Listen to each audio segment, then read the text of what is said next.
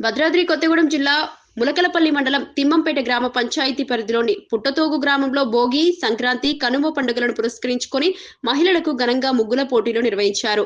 గ్రామ పెద్దల ఆలోచనతో ముత్యాలమ్మ గుడి వద్ద ఏర్పాటు చేసిన ఈ పోటీలు పండుగ వాతావరణాన్ని మరింత ఉత్సాహభరితంగా మరిచాయి అని గ్రామస్తులు చెప్పారు. పోటీలకు ముఖ్య అతిథిగా గ్రామ పంచాయతీ సర్పంచ్ తుర్రం శ్రీనివాసరావు హాజరై ముగ్గుల పోటీలను వీక్షించారు.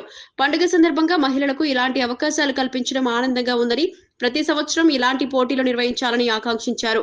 గెలుపొందిన వారికి సర్పంచ్ తుర్రం చేతుల మీదుగా గొప్ప విషయం. అలాగే మరి ఈ యొక్క నూతన సంక్రాంతి సందర్భంగా వచ్చే కాలంలో కూడా మీరందరూ పాడి పశు పంటతోటి అభివృద్ధి చెందాలని, గ్రామం కూడా అభివృద్ధి చెందాలని నేను కోరుకుంటున్నాను.